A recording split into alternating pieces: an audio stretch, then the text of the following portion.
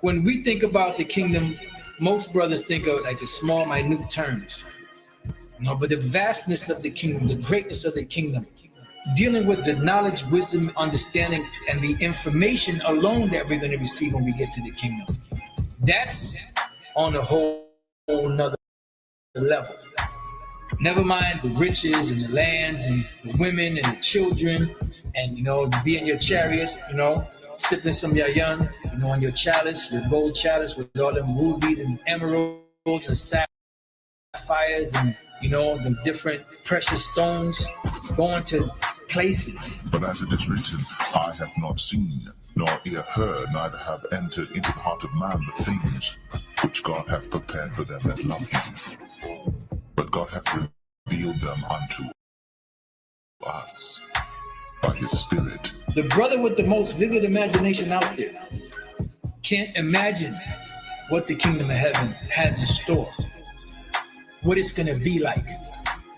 What we're basing the kingdom of heaven as far as riches and having a good time and things of that nature is just based off of our experiences in this world and what we think having a good time is and living the life is. But as it is written, eye hath not seen, nor ear heard, neither have entered into the heart of man the things which God hath prepared for them that love him.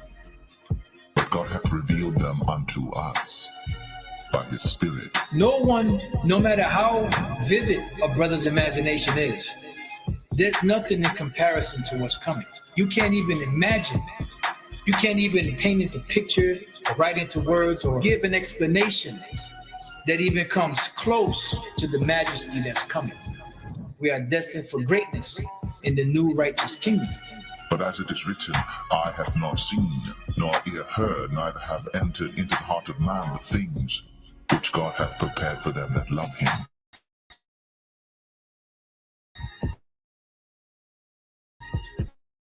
But God hath revealed them unto us by his Spirit.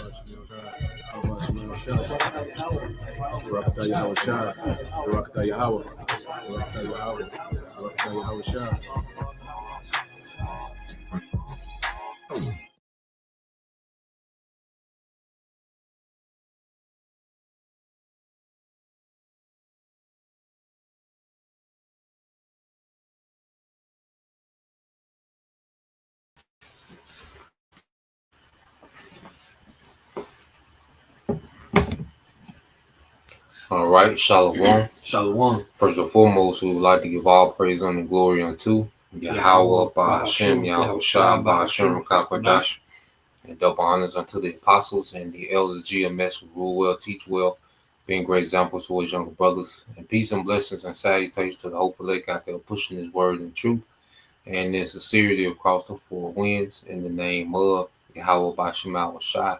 Pushing to get up out of here. Shalom to the hopeful, the believers, the listeners whom have came back to the obedience of the scriptures through faith in Yahweh Bashim Shah.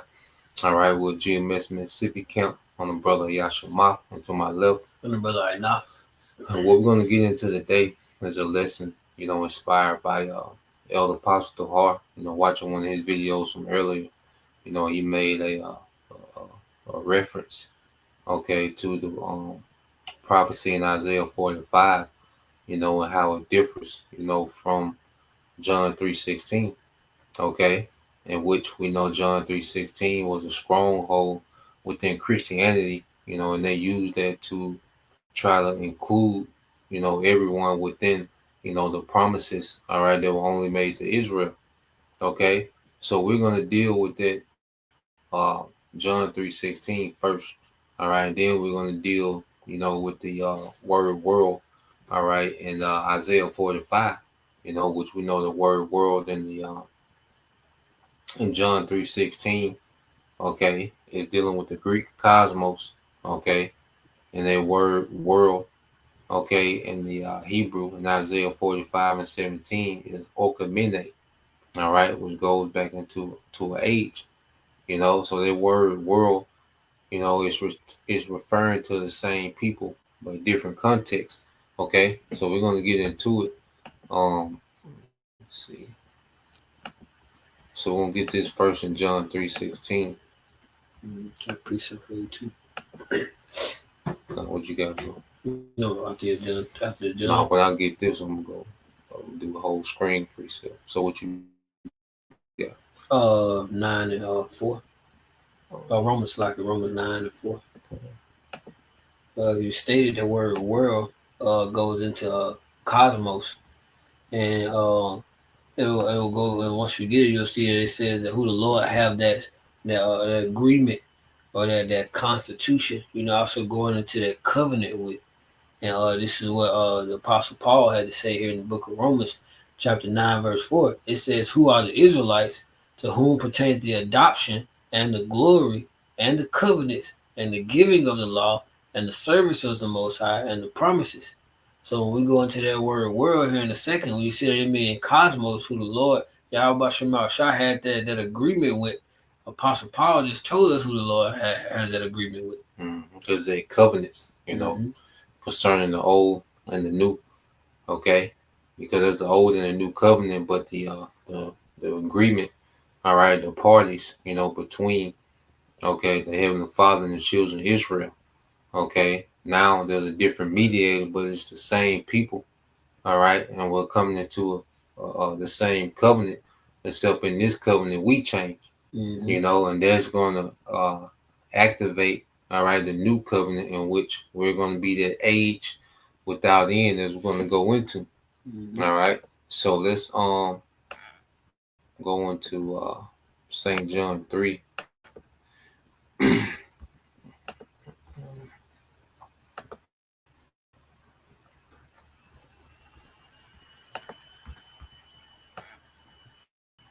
All right, you read, bro. Because the book of St. John chapter 3, verse 16, it says, for the Most High so loved the world that he gave his only begotten Son, that whosoever believeth in him shall not perish, but have everlasting life. Yeah, so for the longest, under the doctrine of Christianity, this was a rallying flag, and under Jesus Christ, okay, everybody can come under this banner. Everyone was loved, okay, by the God of Abraham, Isaac, and Jacob, through this Jesus Christ character. But no, once you start to go into words and then we deal with the whole narrative of the scriptures, well, now we have to understand this. And see, Christians can't even bring this out anymore because it's been, their false interpretation has been confounded. So now let's deal with this word world, okay, in the Greek. Okay, so you go here, all right, to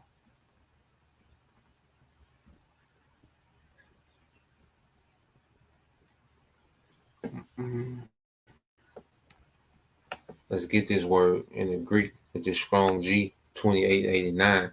All right, and then the word is cosmos. Okay. Strong's G 2889, cosmos.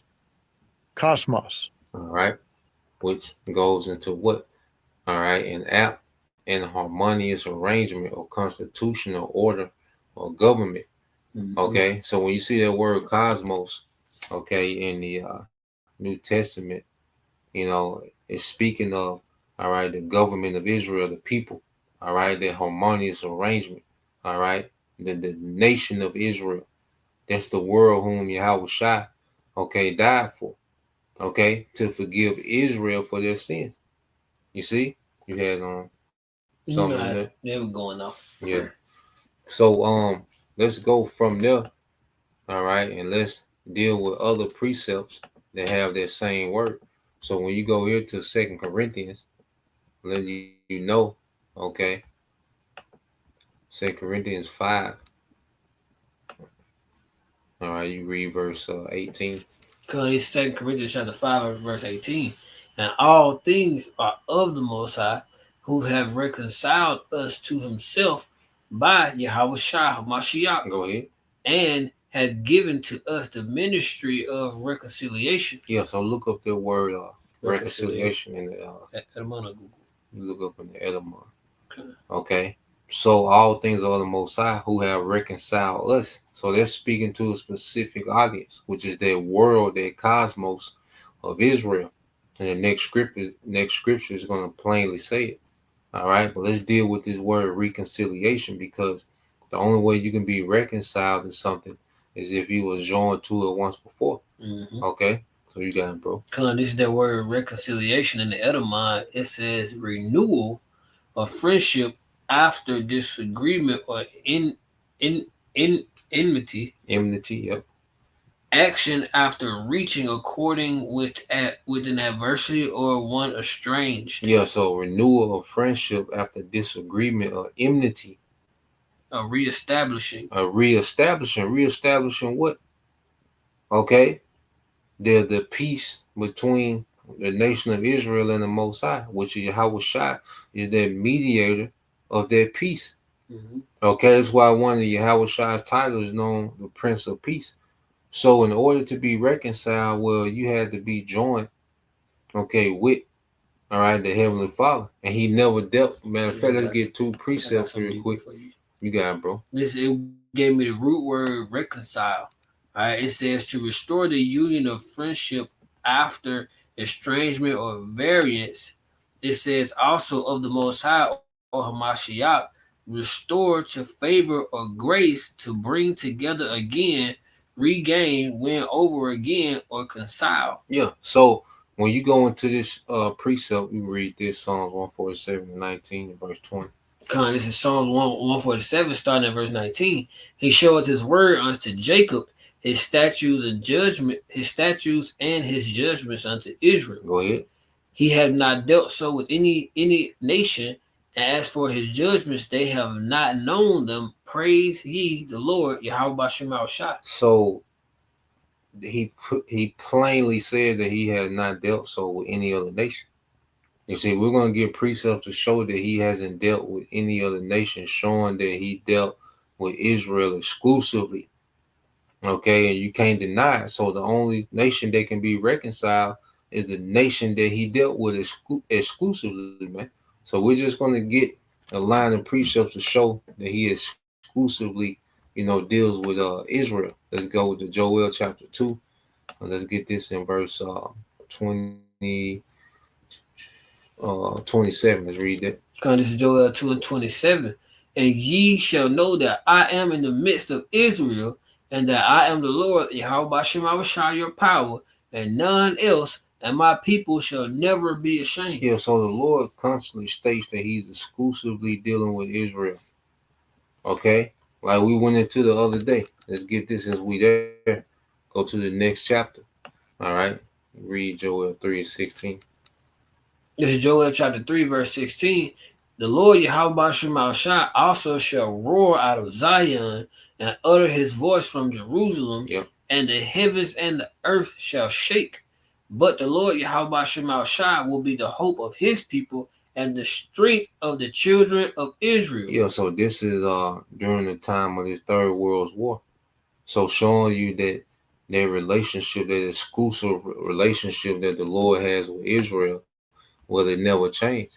And we was put away, for disobedience. But through Yahweh Shai, we've been reconciled. Okay? And ultimately that blood, all right, this is the purpose that blood was shed for this time. Okay? Because you had a moment when, through the teaching of the apostles back then, the church was revived. All right? The Israelite foreigners that were scattered and Hellenized and called themselves Greeks and, looked at as the uncircumcised and the heathen, they came back. Okay? But there wasn't the time of the end. See, now we're in the time of the end where we're being gathered, we're being reconciled to be delivered. Okay? So let's get another precept to show that the Lord only exclusively dealt with Israel. So that's the only nation that can be reconciled. There's only one possible nation, okay, to be reconciled, and that's the nation of Israel. So let's get this in 2 Samuel 7. And they read 23. This is 2 Samuel chapter 7, verse 23. It says, and what one nation in the earth is like thy people, even like Israel, whom the Most High went to redeem for a people to himself and to make him a name, and to do for you great things and terrible for thy land, before thy people, which thou redeemest to thee from Egypt, from all the nations and the gods. So what one nation in the earth is like thy people, even Israel? All right, read verse 24. Verse 24. But thou hast confirmed to thyself thy people Israel to be a people unto thee forever, Go ahead. and thou, Lord Yahweh Shema Shah, art become their power. Yes. So those precepts show you that he's exclusively dealing with Israel. So going back to 2 Corinthians 5, all right, and 18, let's read it again, and then we're going to go into verse 19. This is 2 Corinthians chapter 5, verse 18. All things are of the Most High, who have reconciled us to himself by Yahweh HaMashiach, and have given to us the ministry of reconciliation. Yeah, so the prophets, all right, that the Lord has raised up, has given us the ministry of reconciliation, all right, because when we're teaching, the target audience is the elect, okay, and the elect are being reconciled, which is what being brought back into favor after a disagreement. You see, because before we came into the truth, our life was in complete disagreement to Yahweh Shema Shai. All right, but it's through the ministry, okay, that we become reconciled. Okay, so read verse 19. Verse 19, it says, to wit, that the Most High was in Hamashiach, reconciling the world unto himself, and not imputing their trespasses unto them, imputing their trespasses unto them, and have committed unto us the world of reconciliation. Yeah, so let's get this word world, all right, which is going to be the same, okay, word that we read in, we see that, Strong G 2889, all right, cosmos, which goes into the same, all right, definition and apt or harmonious arrangement or constitution, order, or government. Okay, so it's through, all right, Yahushua and his sacrifice that the world, the people of Israel, all right, their harmonious arrangement, okay, their order, their government, was reconciled back to the Heavenly Father.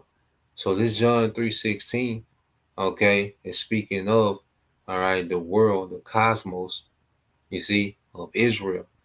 Okay, you had some.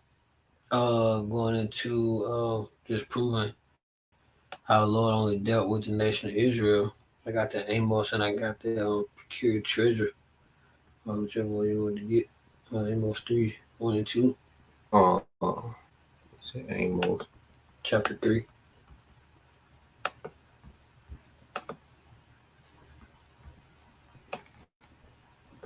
You got it, bro. This is the book of Amos, chapter 3, verses 1 and 2. It says, here is the word of the Lord, Yahweh Shema Shai, has spoken against you, O children of Israel, against the whole family, which I brought up from the land of Egypt, saying, you only have I known of all the families of the earth, therefore I will punish you for all your iniquities. Yeah, and that family, represents the world of Israel. Mm-hmm. The cosmos, that's their family. You see, because a family is you go into the original structure of a family, where the family is supposed to be a harmonious arrangement. You see, that's why you had the order of the father, all right, the woman, then the children. Well, that's when you operate in that order under Yahweh Shem Al Shah, well, that's a harmonious, okay, arrangement. Look that up on chat, see what it say.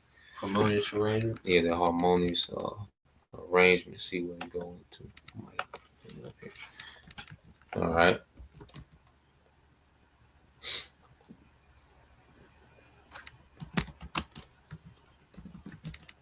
All right.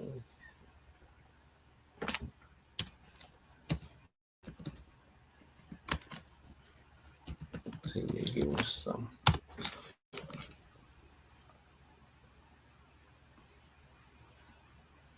Let's see.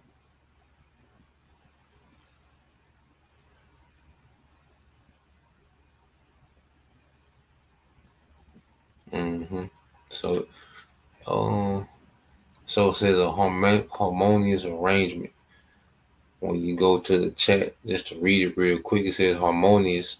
It said things that go together well without conflict, in agreement or unity. It says the way things are organized, placed to order.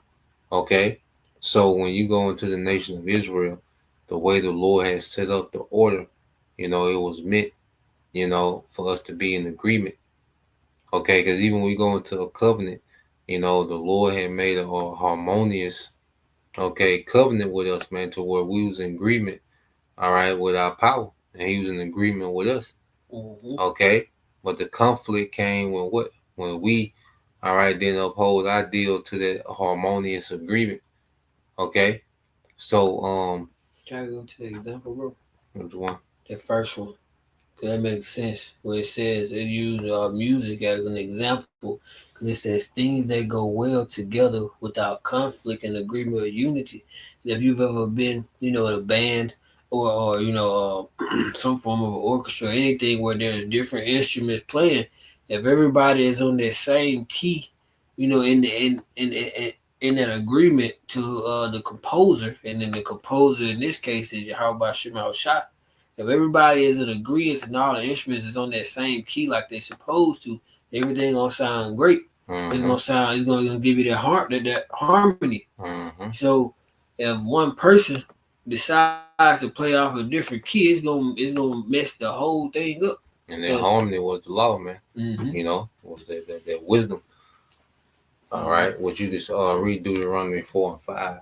First Deuteronomy chapter 4, verse 5, it says, Behold, I have taught you statutes and judgments, even as the Lord Yahweh Shema my power commanded me, that ye should do so in the land whether ye go to possess it. Go ahead. Keep therefore and do them, for this is your wisdom and your understanding in the sight of the nations, which shall hear all these statutes and say, Surely this great nation is wise. Saka is a wise and understanding people. Yeah, so the law, all right, was based off the wisdom of Yahweh Shema Shai, and it was meant to keep us, harmonious as a people. Okay? But as we strayed away, from that, we went into chaos. Matter of fact, get that in Baruch, and then we'll segue into Isaiah 45 dealing with the world. So let's get this in the book of Baruch, chapter 3, showing you that wisdom, the understanding the law, statutes, and commandments, which the law, statutes, and commandments is the wisest way to run the government in the earth, and we was privy to that, because you had other governments in the earth, okay, but Israel was given the wisdom, just like Adam was given that breath, okay, to run the earth in the beginning. Well, Israel was given, okay, the understanding, the Most High's wisdom, okay, in the format of the law, which the law was just the beginning of the Most High's wisdom, okay, because of the wisdom of the Most High go way beyond, all right, 613 laws, okay, but that's why this whole book is full of precepts of practical wisdom that we can apply, all right, real time today, and then the law was the foundation of that wisdom, for sovereignty, running the government, family structure, and civil law, agriculture, economy, you know. Read verse 9, Baruch 3 and 9. Okay, this is the book of Baruch, chapter 3, verse 9. Hear, Israel, the commandments of life, give ear to understand wisdom. Yep, the commandments of life. Give ear to understand wisdom. The same thing which was given to us in Deuteronomy 4. Okay, go ahead. Come, verse 10. It says, How happened in Israel, it's like how happeneth in Israel, that thou art in thine enemy's land, for thou art waxen old in a strange country, that thou art defiled with the dead. Yeah, so whenever we stray away, okay, from the wisdom of Yahweh by Shema Shai, okay, we will be in the dead state. We will end up in captivity, all right, and we'll end up in the spiritually dead state. Okay, and this is the last example of that, because the book of Baruch was written, all right, to the captives in the Neo-Babylonian Empire, you know, which the Southern Kingdom, okay, was captives at that time. You see, go ahead.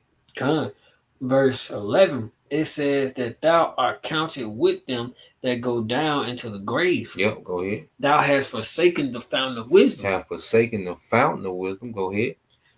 For if thou hast walked in the way of the Most High, thou shouldest have dwelled in peace forever. Thou should have dwelt in peace forever. We should have been harmonious.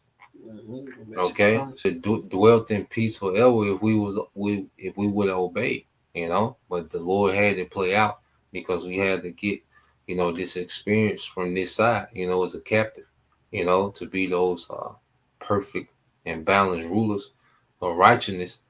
You see, but just shows you that what the ways of Yahweh Bashim Shai, all right, produce peace. It produces harmony.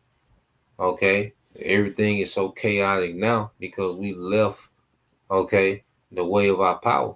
You know, we left the way that the Lord prescribed us to be in the earth, okay? And we entered into complete chaos and dysfunction, man. You know, what we see today. All right? You read verse 14, then we get that. Verse 14, learn where is wisdom, where is strength, where is understanding, that thou mayest know also where is length of days and life, where is light of the eyes and peace. Yep, the light of the eyes and peace, man. You know, and this goes back driving home the point of you know, the Lord gave us instructions that would have had us, you know, to be that continual harmonious people. All right, that cosmos. Okay. So now let's go to Isaiah 45:7, you know, and just get a couple precepts to drive home the point, all right, of us being, all right, that everlasting world without end. Okay, so let's go into it. You can read that, bro. 45:17. This is Isaiah 45:17. It says, but Israel shall be saved in the Lord, Yahweh Shema Shai, with an everlasting covenant. Yep. Ye shall not be ashamed, nor confounded world without end. So now this one, it says you should not be ashamed. Okay. You shall or nor confounded world without end. So this is showing, all right, first off, he's addressing Israel. That's the context. But Israel shall be saved in the Lord with the everlasting salvation, because salvation is what? Deliverance from harm or injury. So the destruction is coming, the judgment, the wrath of the Lord, because we're being saved from his wrath. All right. Esau, Edom is a part of the Lord's wrath. The way Esau finna turn, the way the Lord finna turn Esau loose on niggas, well, that's the Lord's wrath towards niggas, man. Okay. So Esau is just a part of the Lord's wrath. So all the judgment that's coming, the teeth of wild beasts, the pestilence, the famine, all right, Esau, Jacob's trouble, World War III. Okay, all that is a part of the Lord's anger, all right, towards this age. Okay, but there's a remnant of Israel that's going to be saved. It's going to be delivered, okay, from the Lord's anger. You see, even when you go into Zephaniah 13:8, when it says, I will bring the third part through the fire, where you look in that word fire in the Hebrew, it's ash, which means what? The Lord's anger. One of the definitions is the anger of the Lord. Okay, so there's a remnant, okay, that's going to be preserved from the Lord's anger. And see, once we're delivered this time, it's going to be everlasting. We're going to be forever, all right, protected from harm or loss or danger.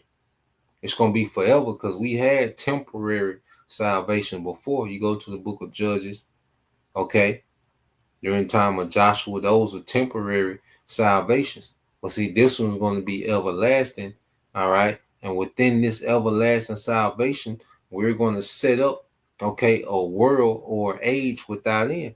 So when you go here, because it says you should not be ashamed, because we're not going to be ashamed for our faith in these promises, man. Or in that word, ashamed goes into disappointed, Let's get this word ashamed real quick, and then we get that word. We get that word world. All right, which in the Hebrew is bahash. Okay, bahash. All right, which means what? It says to be put to shame, to be ashamed, to be disconcerted, to be disappointed. You see, we're not going to be disappointed, all right, at the promises that Yahweh Bashem Al Shah is going to bring to the earth. We're not going to be ashamed in what we believe in. You see, everyone of this age is going to be ashamed. Okay, if you're a nigga that hope America keep going, well, you're going to be ashamed. You're an Edomite, and your hope is in America rebounding. Okay, the glory years of America. If that's your hope, you're finna be disappointed. You're finna be ashamed. Okay, now let's go into this word world. All right, well, this is a different context because cosmos was speaking of the people. Now this is speaking of an age of the actual kingdom itself. Okay, so you go into the Hebrew word, which is awalam. All right, awalam. All right, you see the Hebrew I. All right, Y. All right, La. All right, and then Ma makes the M sound, so you get the awalam. Okay, in the Hebrew, and then you got the awalam Ya. All right, which is your world, you know, or my world. Okay, so let's read that when it says a long duration, antiquity, forever, ever, everlasting, evermore, perpetual. Okay, or ever. You see, and then it says what? A continuous existence, everlasting, indefinite, or unending future eternity. Okay, so this is the difference between the promise. I mean the blessing that was given to Esau, because he was given the fatness of the earth and the sword, but see, he wasn't promised a eternal, a continuous existence as a ruler. You know, that says perpetual. mm-hmm. And right here in the Google, the word perpetual means never ending or changing. Yep.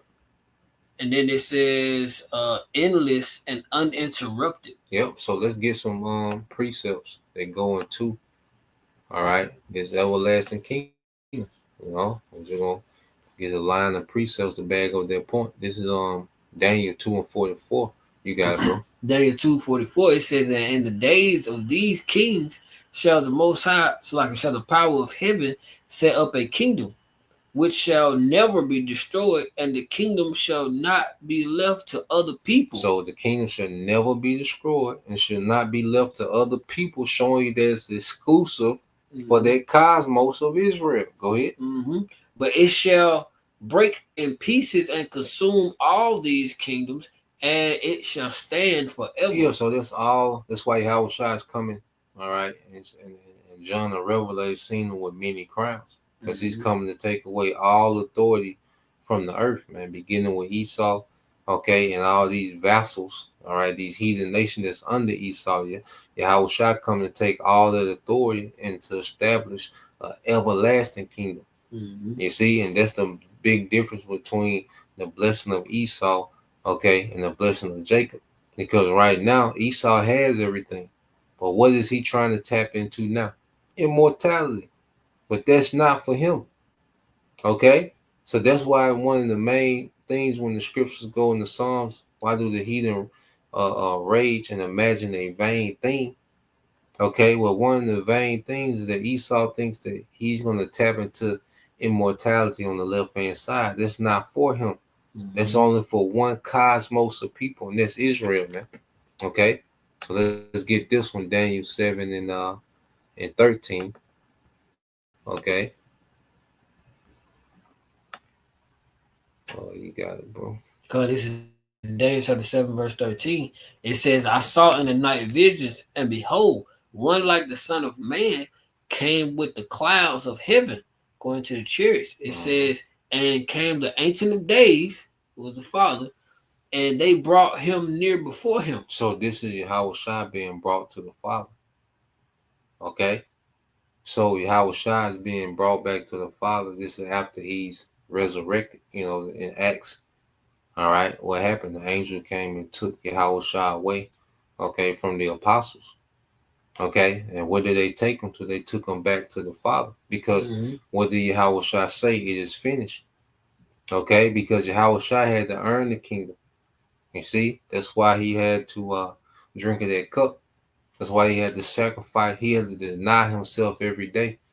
Okay. All the way into the cross. You see? But he understood, all right, hey, everything was at hand. This everlasting kingdom was at hand. So he was tapped in. He was locked in. Okay. Even real quick, you can go to a parable. Okay. Because when you go into the parables of the talents, all right, just to bag up this. All right, to link it up, this is Luke. When you go to Luke 19, okay, we can read 11 and 12, the point in 12. This is the book of Luke chapter 19, starting at verse 11. It says, and as they heard these things, he added and spake a parable, because he was nigh to Jerusalem, and because they thought that the kingdom of the Most High should appear immediately after. Yeah, so they was thinking the kingdom was going to be established then. That's why even the book of Acts would say, "Will thou now restore the kingdom unto Israel?" And if the kingdom wasn't only for Israel, why wasn't the apostles, the disciples, who later became apostles? Why didn't the Messiah check them? Okay, he specifically asked, "Will thou restore the kingdom unto Israel?" Okay, because that's what the kingdom is for. You see, so he's finna go into a parable, and it's describing what we're going to read.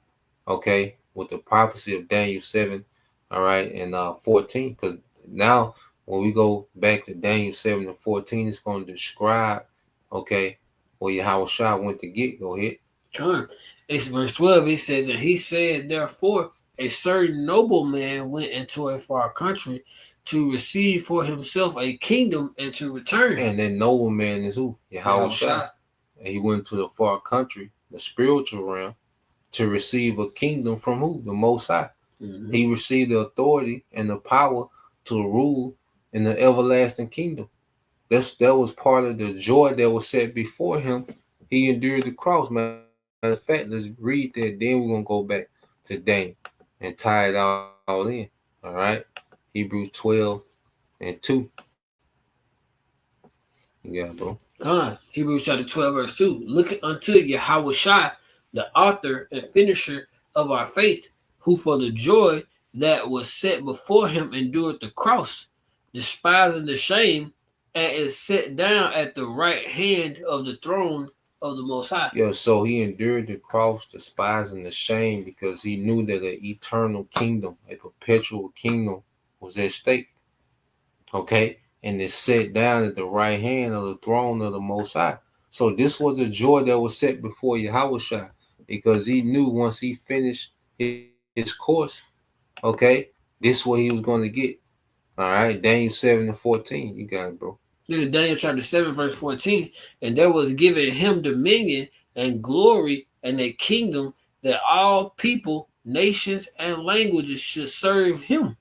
His dominion is an everlasting dominion which shall not pass away, and his kingdom that which shall not be destroyed. So this is what Yahushua went to receive, and this is what he's bringing back to the earth, is an everlasting kingdom. All power is given to him to establish an everlasting kingdom. This is what we're a part of. Okay, and we can end it here in Revelations 2 and 25 and 26. You see? So this everlasting kingdom, all right, our lump, all right, this everlasting age is for who? The cosmos of Israel. Okay, so it's going to be an everlasting world age, okay, for the world, the cosmos of Israel. You see? So let's get that. We in here, Revelation 2, and read 25 or 26. This is Revelation chapter 2, starting at verse 25. but that which ye have already hold fast till I come. Yep. So what do we have? We have faith in these promises, man. Okay. Comforter. We have the comfort of the scriptures of these prophecies. Mhm. Okay, so we have to hold fast what during the time of tribulation. We're gonna have to keep the faith, all right, in the worst time ever. We're gonna have to believe in the victory, even though when we can't see the victory, man. But we have to know that He is, and we have to know Yahweh Shai, He's the deliverer. Okay, so we have to hold fast. What we have to hold it down till He come. This is Yahweh Shai telling us, look, hold it down till I come, because He's coming to bring that everlasting age of Israel. And when He comes back and conquers the earth, what is He going to do? Go ahead. Come. Verse 26, and it says, and he that overcometh and keepeth my works until the end, to him I will give power over the To nations. him that overcoming. Okay, and we went into it the other day. All right, what's the main thing that we got to overcome? Okay, it's the hour of temptation. Okay, the MOTB, that time which is going to try the world. All right, and this grace period is for us to become. Is for us to overcome ourselves, because that's going to be the biggest component. All right, in the hour of temptation is overcoming us. That's why this grace period is about overcoming us. You see, we got to conquer ourselves within this grace period, and then Esau won't have no leverage on us. But if we haven't overcame us, Esau won't have all the leverage, man. You know, so us overcoming and getting to, all right, the everlasting kingdom, that age where it begins with us overcoming, all right, ourselves, the flesh, the lust, okay, and constantly submitting more and more to Yahweh Bashim Shai. Look at the reward. Okay, if the reward itself don't motivate you, there's nothing that can be told to you. There's nothing that can be showed to you. If the reward itself don't motivate you, man, you know, you got it, bro. Verse Read 27. 27, the water. And he shall rule them with a rod of iron. That's these heathen nations. Go ahead. And the vessels of a potter shall they be broken to shivers, even as I received of my father. Even as I received of my father. You see that? Because remember, Yahweh Shai went and received, all right, dominion, authority, a kingdom. It should never be he received all that from the Father when he went back. Okay, so when he comes back, and those that have overcome, all right, his brethren that have overcame, he's going to promote them, okay, to rulership, man, in his age, in the everlasting age of Israel, man. Okay, like El Zahab always say, we got one time to beat those joint areas. This is the one opportunity we got, man. Okay, so with this one opportunity, man, the Lord, all right, He's requiring us to tap in. You see, so you know, Lord will, all right, you brothers and you sisters, edify once again. I want to give all praise, honor, and glory unto Yahweh, Ba'ashem, Yahweh Shai, Ba'ashem, Kakadash. Double honors unto the apostles and the elders of GMS who rule well, teach well, being great example to which younger brothers, and peace and blessings, salutations, hopefully. Shalom. Shalom.